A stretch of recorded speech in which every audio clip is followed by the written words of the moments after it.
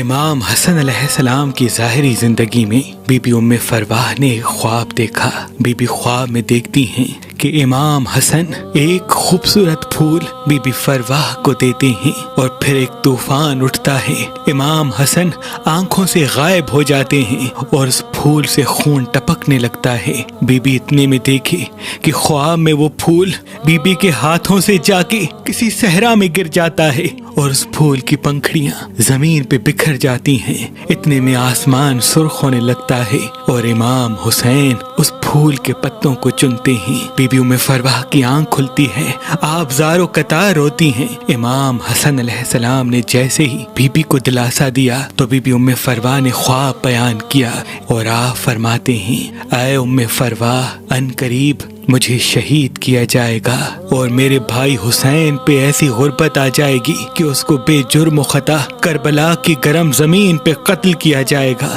اور میرے اس معصوم بچے قاسم کی لاش کو صحرا میں پامال کیا جائے گا۔ پھر امام حسن فرماتے ہیں، اے فرواہ، ہماری اس قربانی کے بغیر اللہ کے دین کا بچنا ناممکن ہے۔ بی بی ام فرواہ فرماتی ہیں، اے امام وقت، اگر اللہ کے دین پہ مجھے اپنا قاسم قربان کرنا پڑے تو میں کبھی بھی پیچھے نہیں ہٹوں گی۔ بی بی ام فرواہ کے والد کا نام امراء القیس یمانی ہے، جو یمن کا بہت بڑا تاجر تھا اور جس نے امام علی علیہ السلام کے قدموں کو چوم کے اپنی تمام دولت امام علی علیہ السلام کے سپرد کی تھی۔ امام علی علیہ السلام نے ان کی 2 بیٹیوں میں برابر تقسیم کر کے ان کو مدینے میں ہی گھر بنا کے دیا تھا۔ پھر امراء القیس نے اپنی بڑی بیٹی بی بی سلمہ کی شادی امام حسن سے کرنے کی گزارش کی اور اپنی چھوٹی بیٹی رملہ امام حسین سے کروانے کی امام علی کے سامنے گزارش کی۔ امام علی نے دونوں شہزادوں اور دونوں شہزادیوں کی رضامندی سے شادی کروائی اور بڑی بیٹی کا نام ام فرواہ رکھا اور چھوٹی بیٹی کا نام ام رباب رکھا۔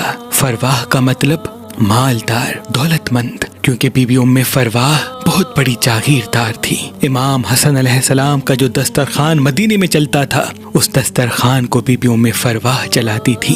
آپ کے در سے کبھی بھی کوئی سوالی خالی نہیں جاتا تھا۔ بی بی ام فرواہ کی شادی امام حسن علیہ السلام سے 35 ہجری میں ہوئی۔ اللہ نے آپ کو 38 ہجری میں ایک بیٹی عطا کی جس کا نام امام علی علیہ السلام نے فاطمہ رکھا، اور امام علی علیہ السلام نے فرمایا، اے حسن، اس بیٹی کا نکاح حسین کے بیٹے علی زین العابدین سے کرنا، کیونکہ تیری بیٹی اور حسین کے بیٹے سے ہی آگے سادات کی نسل چلنی ہے۔ آج جو بھی حسینی سید جہاں رہتا ہے وہ حسنی سید بھی ہے، حسینی سید بھی ہے، کیونکہ